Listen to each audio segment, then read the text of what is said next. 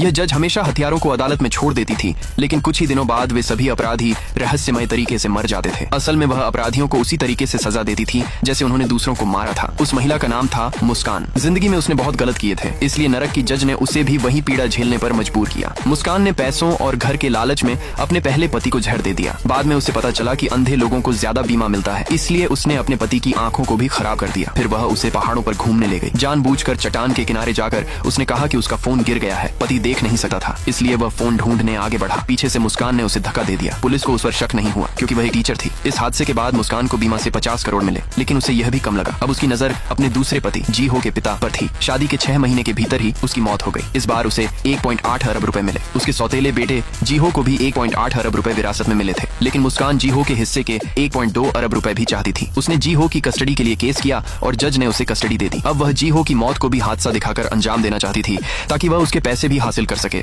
लेकिन नरक की जज का आंख बिटना उसे बहुत समय से देख रही थी। जैसे ही मुस्कान जीहो के खिलाफ कदम उठाने वाली थी, उसे एक फोन आया। फोन करने वाले ने कहा कि वह सारे सबूत पुलिस को दे देगा। मुस्कान घबरा गई। फोन करने वाले ने उसे उसी नदी पर मिलने के लिए कहा जहां उसने अपने पति को मारा था। असल में यह कॉल बिटना की असिस्टेंट ने वॉइस चेंजर से की थी। इस तरह जीहो नदी जाने से बच गया और उसकी जान बच गई। बाद में उसे हानडोंग ने बचा लिया। जब मुस्कान तय जगह पर पहुंची तो उसने एक डरावना दृश्य देखा। जिस कार से उसने अपने पति को मारा था, वही कार नदी से बाहर निकलती दिखाई दी। वह कार सीधे उसकी ओर आ रही